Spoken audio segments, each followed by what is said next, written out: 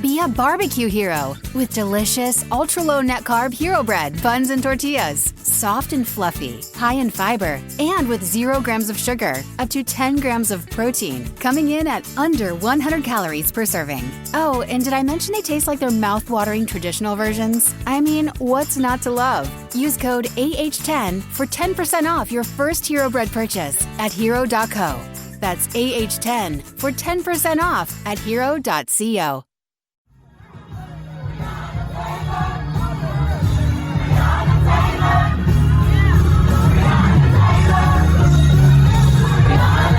This is Make It Plain. MIP With Masamela Matfumo. Mark Thompson. Make It Plain. Get woke.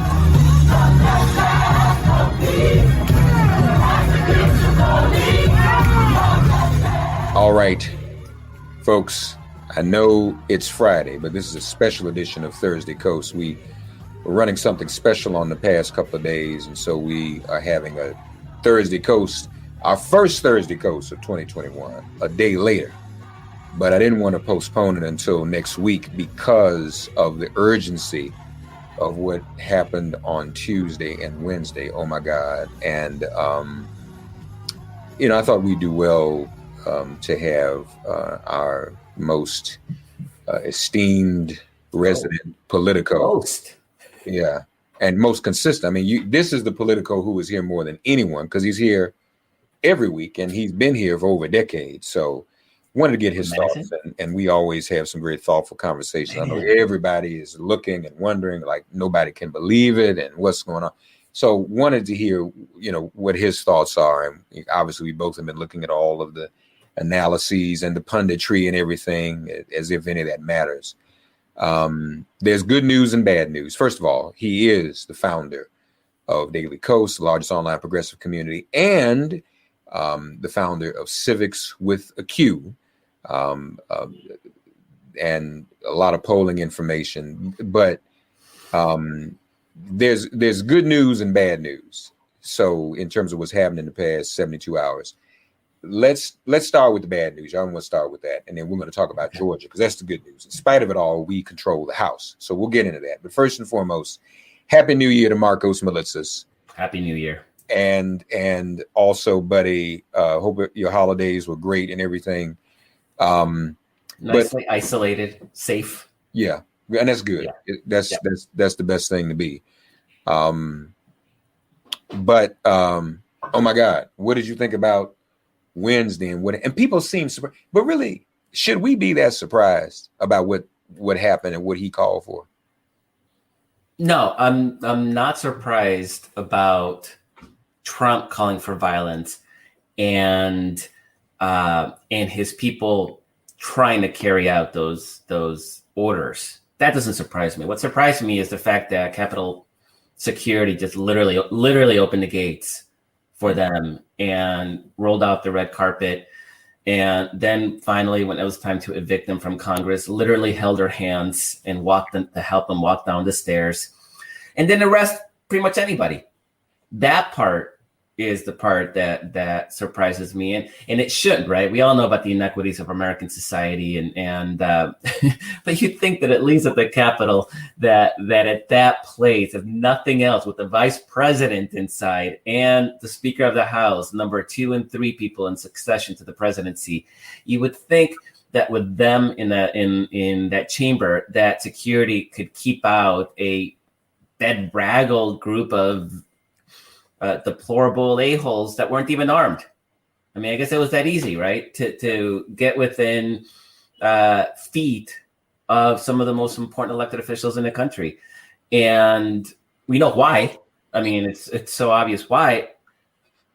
And I'm surprised, and I shouldn't be surprised, but that part actually did surprise me. Yeah.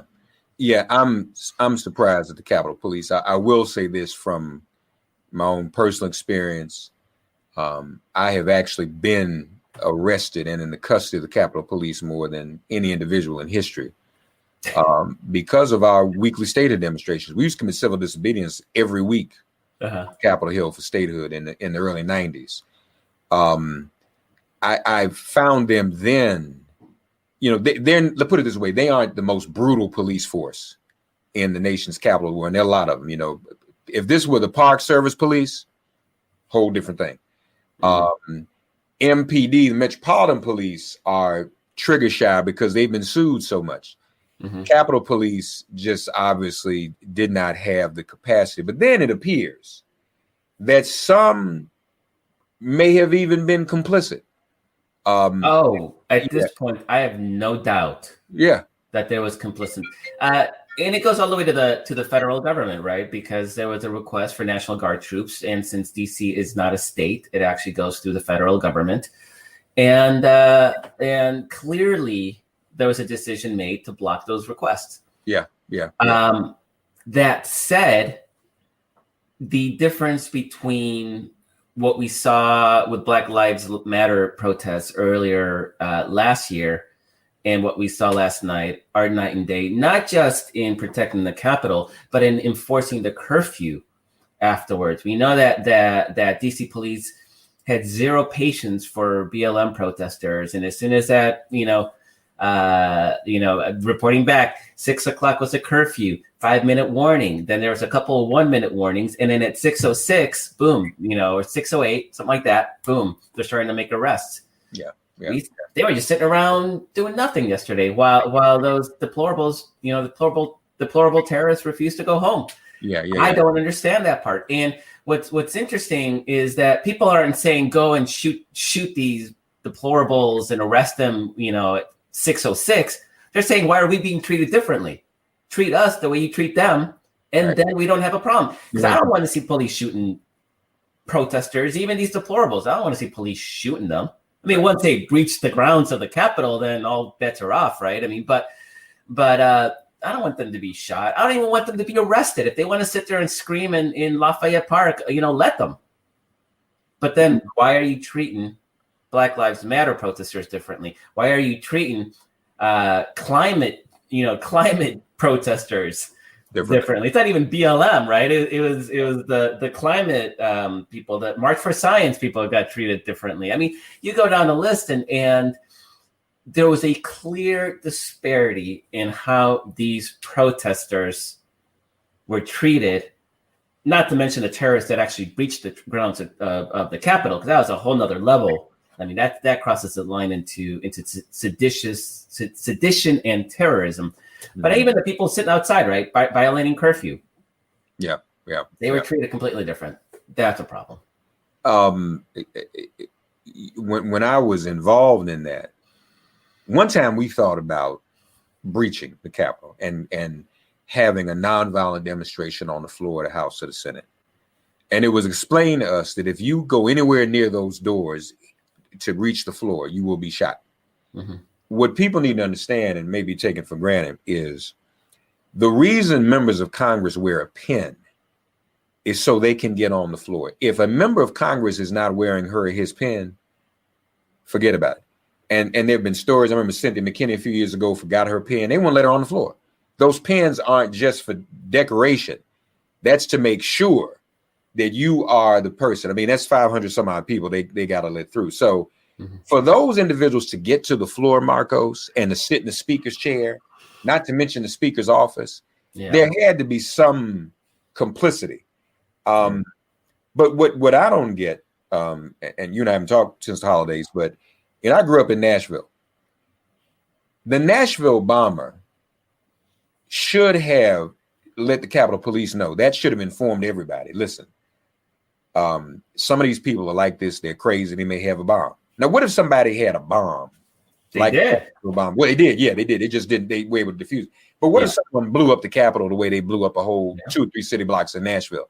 I mean, and only because they don't look like me. If you and I will go down there today, they would have either shot us or locked us up or beat us up or something. But these people, they just let go. They literally opened the gates for them. Yeah, they did. I mean, literally open the gate. And there's video of them actually holding the door open as they walk into the Capitol. Yeah. And the speculation is that the one woman who was shot and killed, by all early indications anyway, and of course a lot of information can change, but it wasn't a uniformed policeman. It was somebody in a suit, looked Secret Service. And so the speculation is that they might have gotten close to Vice President Pence. And that's a line that clearly could not be crossed. Yeah. But there's just no way that somebody that looks like you or could have gotten anywhere near. They wouldn't open the gates for you. They didn't. They didn't do it for BLM. It's not. We don't even have to think about a hypothetical. I mean, we know for a fact that they surrounded the Capitol with riot gear, militaristically dressed security forces during BLM, and you had a bunch of guys wearing bicycle helmets and orange vests for this, transfer of power, when everybody knew that Trump was inciting these a-holes to take violent action. But Mark, I will say, you preface this as bad news, and of course it's bad news in the sense of the security breakdown and what it says about our country and things like that. But I actually think this was a good thing long term. And you're seeing this because when they set up those gallows, right? Yeah. And you had people breaking in with zip ties. So it was clear that there was a plan, at least by some of these terrorists, to try to hold members of Congress hostage and to have show trials. That was clearly part of their plan. And we saw that there were pipe bombs not just in Congress, but at the RNC and the DNC. So both political parties. These people weren't going there for Democrats, right? They were gunning for Mike Pence. They were gunning for Republican members of Congress that they considered to be traitors to Trump's cause. And you saw in the way that most Republicans were responding, including even Ted Cruz, who stopped with the challenges to states. Right, the only one who kept going was Josh Hawley, however you pronounce his name. That there was a sense. I mean, I think you saw it even from Mitch McConnell. We're like, what have we created? And yeah, let's look into the 25th Amendment. Yes, let's not throw out the idea of impeachment. Let's not pour cold water on that right away. And I think there's a realization that they cannot control this monster that they've created. And so 2 days ago, you had the entire Republican Party basically, one-upping themselves to try to win this Trump support. Cruz and Hawley and Tuberville from Alabama, right? They're all like, yeah, we're all going to challenge everything. Not to mention the crazy caucus in the House. That changed really quickly. Like the appetite to pander to this crowd. Josh Hawley kept going, but he's now isolated in a way that he wasn't a couple of days ago. You saw Facebook basically say, you know what, we're banning Donald Trump for at least 2 weeks. And I wouldn't be surprised if Twitter doesn't follow suit. The second, I think his bans would be lifted or was lifted. But I could see them extending that out, right? Because Trump's not going to control himself. There's just no way. And before they were more afraid of taking actions like that. Now there's like, this is what it leads to. Literally, it led to the occupation of the Capitol by terrorists. And so Josh Hawley, he's going to keep trying to win that Trump vote because he's gone. He's the biggest a-hole in the Senate right now, which says a lot because Ted Cruz is in that same Senate. But he's isolated now.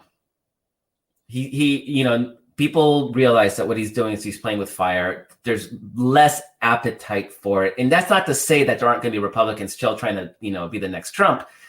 It just means that the party at large is a lot less tolerant about it. They're not going to be able to shrug it off and say, oh, he's not being literal. Stop taking them literally, right? He's talking figuratively. No, people are taking him literally. And they cannot pretend that anymore. And this may lead, and I think it's almost inevitable, it's going to lead to a civil war within the Republican Party. It has to. They don't have a choice because they're not going to win with the terrorist deplorables. But this whole orientation has been towards that. And I'm really interested to see what happens when Donald Trump is deplatformed. It's inevitable, right? I mean, how much damage can he do on freaking Parler? A fraction of what he's doing on Twitter. And you even saw in 24 hours of no Trump on Twitter, things calmed down dramatically. It's all it took. So I'm really, there's going to be a civil war. But at least there's pushback within the Republican Party. And the fact that people didn't tamp down discussions about the 25th Amendment, and because you can imagine these deplorables. I mean, Trump gets ousted. It is, they are going to react the way you expect them to react, and people need to be ready for that. So I actually think the media's going to be, I was watching the coverage. The media, they had no patience for these terrorists, right? There's very little both siderisms. And even Maggie Haberman of the New York Times did some tweet that I'm more charitable towards her. I got the point she was trying to make, and that's that Donald Trump was a coward and he was hiding in his bunker last time there was a big protest. But she inadvertently, or maybe advertently, equated the BLM protest with the Wednesday protest, and she immediately pulled it down because it's like, well, yeah, you don't get away with that anymore. Don't even by accident, you can't do that anymore. So I don't think the media has an appetite to both sides these deplorable terrorists. I think the political class definitely has no patience for it anymore. And so it's a very, very different environment now than it was just a couple of days ago, when the whole Republican Party still thought that it was really cute and funny to try to go after the deplorables and try to win their support. Fair enough. That makes sense. It does expose who they really are. I guess for me, I'm just been processing it as bad news, only in the sense that, maybe I'm not yet as optimistic that this will bring about the results as you just described. First of all, a lot of people in the meeting, while they're not doing both sides of them, the outrage I'm hearing, some people are very late with their outrage. Some of the very people who helped build up Trump and provide him that platform 4 years ago, we could call in everybody's morning show and all day long, are now outraged. And I'm like, but we all know who this was, and we know who this is. Yeah, you created that monster for sure. And so, then, how long can he be deplatformed? Why not deplatform him permanently? The thing is, he's going to continue to keep SHIT going. There's some conversation about if they were to impeach and remove, he couldn't run for office again. But we know they're not going to do that. They don't have the strength or the will to do it. I wish that they would. But this is, it's just insane. Another thing that's troubling too, people out there doing this literally for nothing, for something that's not even real. Now, you realize not one person who went to Capitol said, I'm also here because I didn't get a decent stimulus check. And what can anybody say? All of us could storm the Capitol for lack of a decent stimulus check, but they didn't even do that. They went down there for something that didn't even happen. Joe Biden did not steal the election. And it's amazing that the power of convincing people of something that literally is not true, as opposed to something that is true. Where is the march for stimulus check and rebuilding the economy? Nobody's going to do that. But we're going to march for something that didn't happen. But anyway, we can stay on that. I do want to go to what is irrefutably good news. Oh my God. Man, that's major. You and I have been talking about Georgia for a decade. Texas and Georgia have been sort of the long-term project. And yeah, Mark, I remember 10 years ago, it was in my old DailyKos office where I was talking about how there were 750,000 unregistered African Americans in Metro Atlanta alone. I remember very clearly the numbers, and how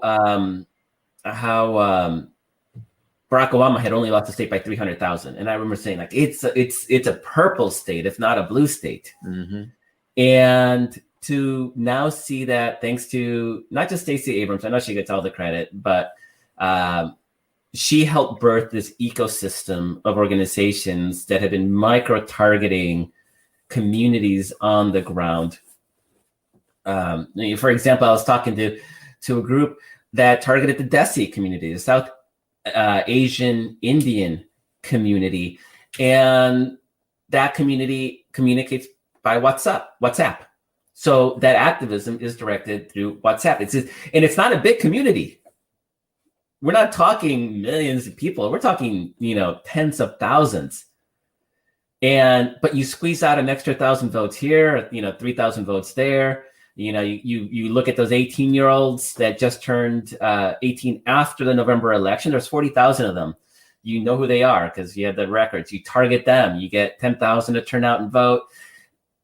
That's how you piece together a winning majority. And what Georgia organizers, Stacey Abrams, all the way down, what they did is just an incredibly monumental task. And they did it when even Mark, I remember it was early last year. So early 2020. And I told you, remember, I was like, Reverend Raphael Warnock, keep an eye on him. Get him on your show if you can, because that guy is my favorite candidate this entire cycle. He would be unbelievable in the Senate. And I would write about Georgia and people would be like, yeah, it's Georgia. It's funny, Georgia.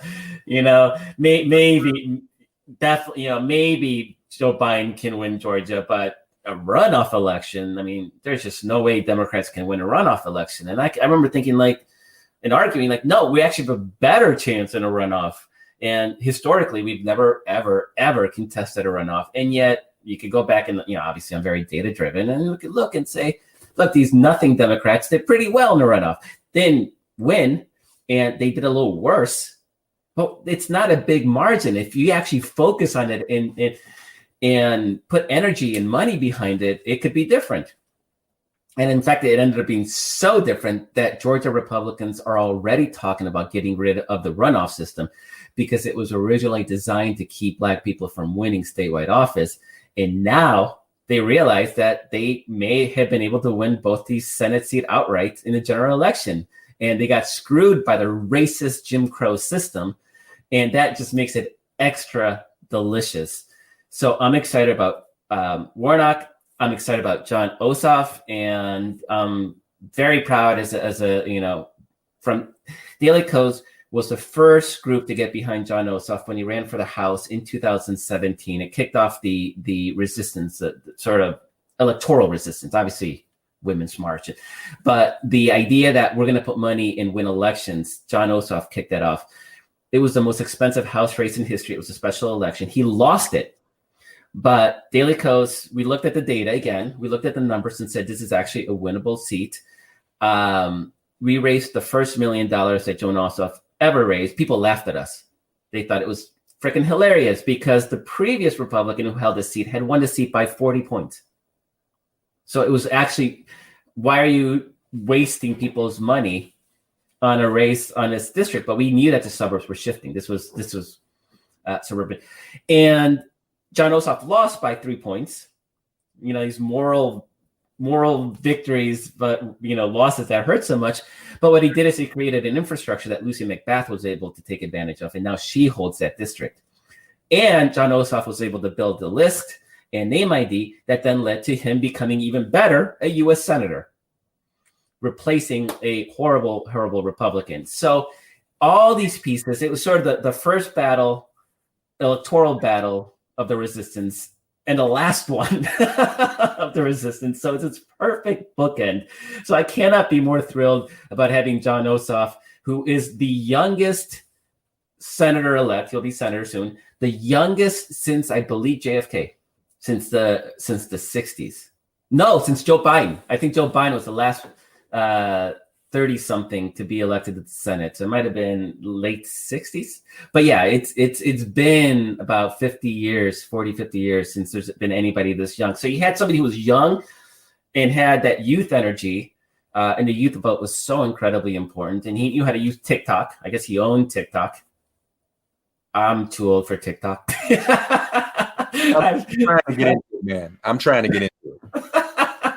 I don't care how to use it. I'm going to use it. And so you had sort of youth, which I got, unfortunately, the Democratic Party is overly geriatric, and there needs to be a generational shift. And I think John Ossoff is sort of the new breed, the youthful breed of Democrat that I hope to see more of. And then Raphael Warnock, obviously, somebody that gave the Black community a reason for hope and the excitement of having real representation in the U.S. Senate for a state that is heavily Black and has never had that. It was just like this 1-2 punch that was quite incredible and outperformed Joe Biden on the ticket. Yeah, that's what's amazing. And there's still some questions, and we're still sifting through the data, and so I can't answer them right now. One of the big questions I had was, will the Trump deplorables turn out for other candidates? Right. And the early indication is that the answer was not as many to no. The drop-off was big. We still don't know exactly what the drop-offs were, but it looks that way. It looks like the Democratic senators picked up some Biden voters in the richer suburbs, in the higher socioeconomic suburbs, McMansion territory. People who voted for Biden who couldn't stomach Trump, who went back and voted Republican in the Senate. Maybe the argument about balancing out, checks and balances may have worked with that crowd, but it wasn't uniform in the suburbs. So even then and this is all very early, of course, right? It's only been a couple of days. And the results haven't even been certified. You're still counting. So it's hard to dig too much into these numbers because they're not complete. But I suspect turnout in Black neighborhoods was just, it was crazy. It was through the roof.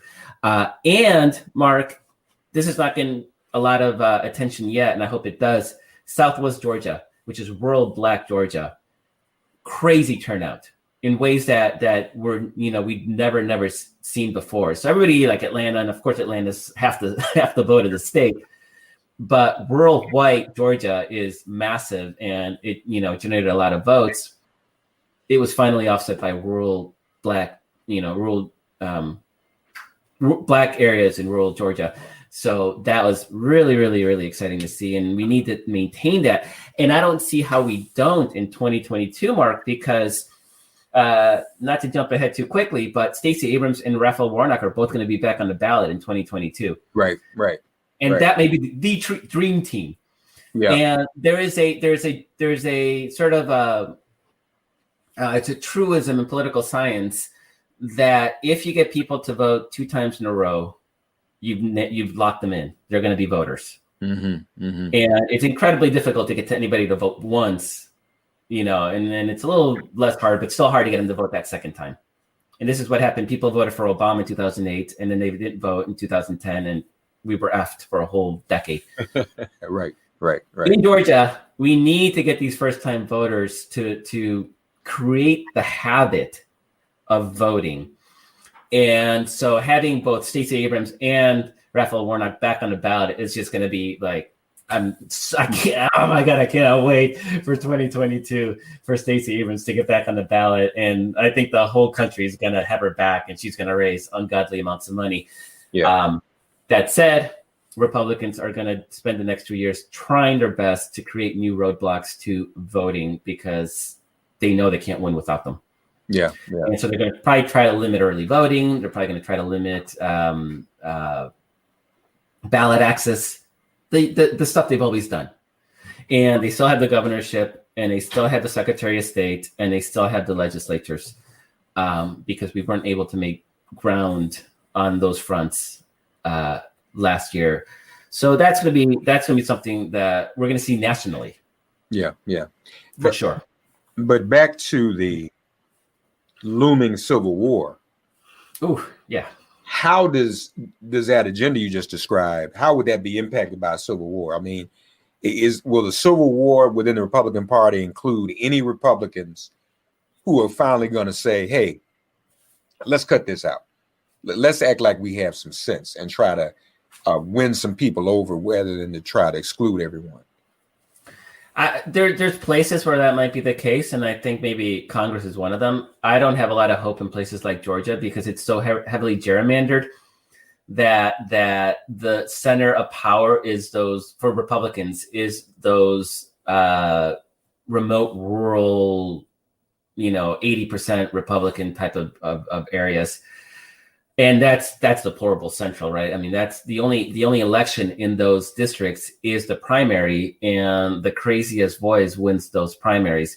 It used to be that Republicans, there was a balance between rural Republican and suburban Republicans, and the suburban Republicans were more educated, more reasonable, and you saw that battle play out really obviously in Kansas, where there's a civil war between. But as Democrats start making ground in the suburbs, you start it's sort of this irony where you start defeating the more moderate Republicans, and that shifts the center of the ideological center of the Republican Party goes way to the right at that point.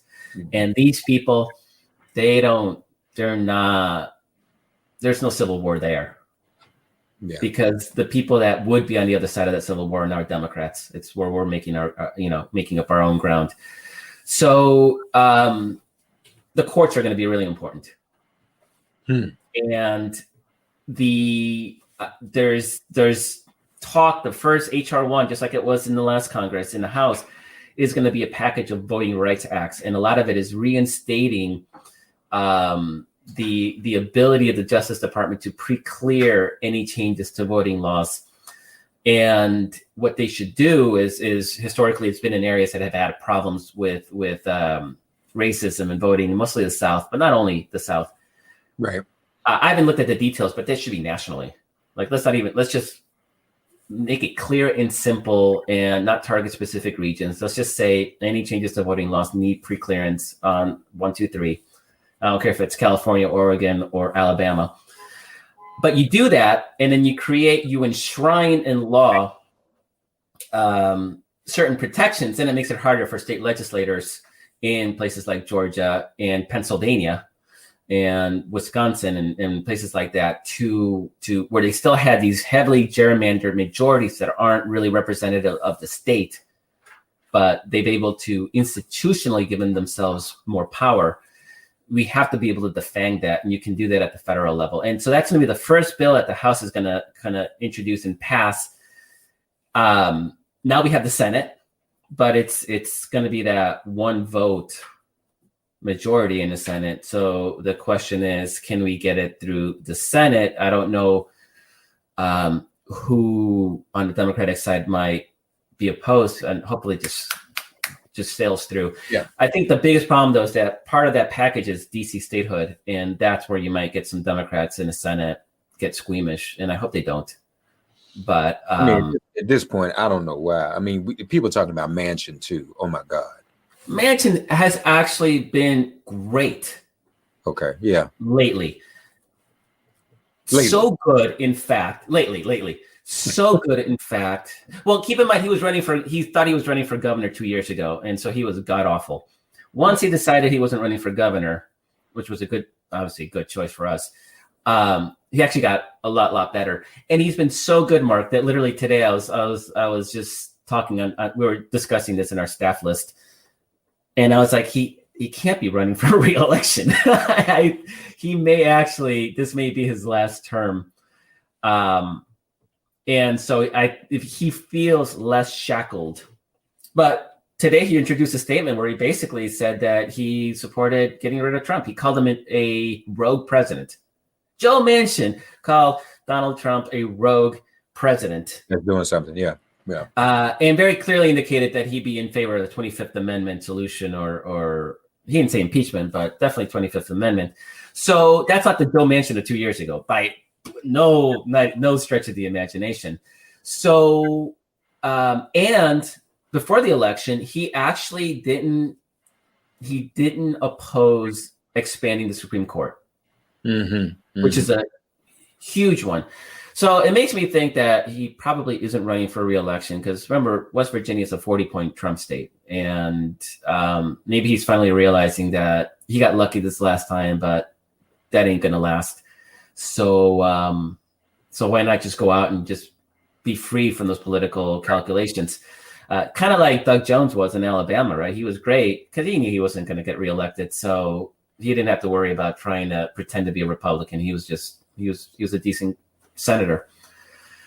Right. That means at that point, I'm not sure. I mean, Kristen Sinema, I don't know why she would stand in the way of DC statehood. Arizona is shifting dramatically. You just had, we just won that Senate race comfortably with Mark Kelly. Yeah. And the demographics of the state have shifted. You know, everybody talks about Georgia. We got even more as a percentage. We got more new votes in Arizona than we did in Georgia. Amazing. As a percentage. It was about 20% more Democratic votes compared to 4 years prior. Because just like Georgia, Republicans got more votes. Trump got more. He got more votes compared to 2016 in the raw total, right? More people voted for Donald Trump in 2020 than they did in 2016. We just blew past it, though. Like, we just blew past it. And so, I mean, again, politically, Arizona is shifting dramatically, you know, bluer. And I think in a couple cycles, it's going to be like Colorado. It's going to be a solidly blue state. So why would Kristen Sinema keep playing? And I think I can say this. Like, I spent time with Kristen Sinema when she was in the state legislature, and she was like, her politics were to the left of Bernie. I'm not. Yeah, I mean, I may be exaggerating a little bit, but she was a leftist. Yeah. And she's been very, very effective as the state was shifting, because it was still a Republican state at the statewide level. She was very good at sort of being a chameleon and sort of reflecting what she thinks reflected the state, and it worked. She won, so I can't, I can't knock her on that. But I don't think she needs to play that game as the state continues to shift leftward. So, bottom line is why would you oppose that voting rights reform that grants DC statehood? And so, even with 51 votes, it could happen. Yeah. So we need it to happen in any case. I mean, the problem that Democrats have is we cannot be winning national elections by 8 million votes and still have a big question mark whether we win. Yeah, that's right. That's important. That's the bottom line. And that's not even getting into how undemocratic this Senate is. We just can't do that. And we can't have state legislators, decide that, they're gonna, and particularly in those important battleground states, that they're going to kneecap our voters, and then hope that that 6-3 Republican Supreme Court does the right thing. We cannot do that and survive as a party. So this voting reform has to happen. And I know it's the House's priority. Question is, can we get it through the Senate? That's going to be the big question. Yeah. Well, obviously it's too early to see what all the numbers look like in Georgia. But next week when we talk, maybe we'll know more from Civiqs and elsewhere. This has been quite a week, folks, to start the new year. But it's like 2020 is like keeps trying to get into 2021, right? And we're like, no. Right.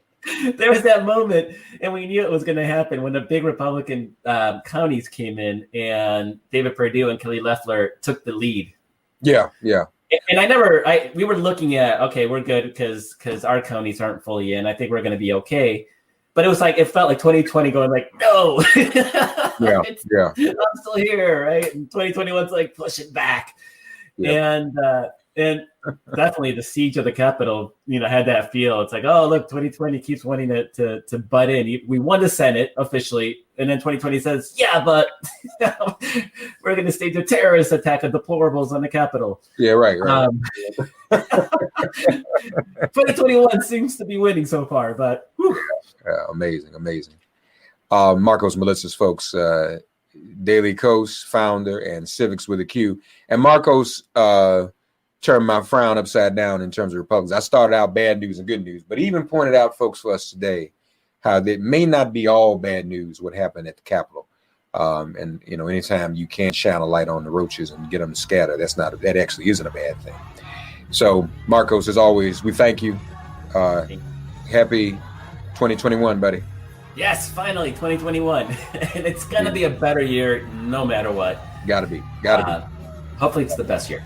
Thanks. Thanks, Markos. Thanks for getting woke and listening to Make It Plain. Please remember to listen, like, subscribe, and wherever you get your podcasts, please give the show a 5-star rating. And please do spread the word. Let's all continue to pray for each other during this pandemic and this police-demic. If all hearts and minds are clear, it has been made plain.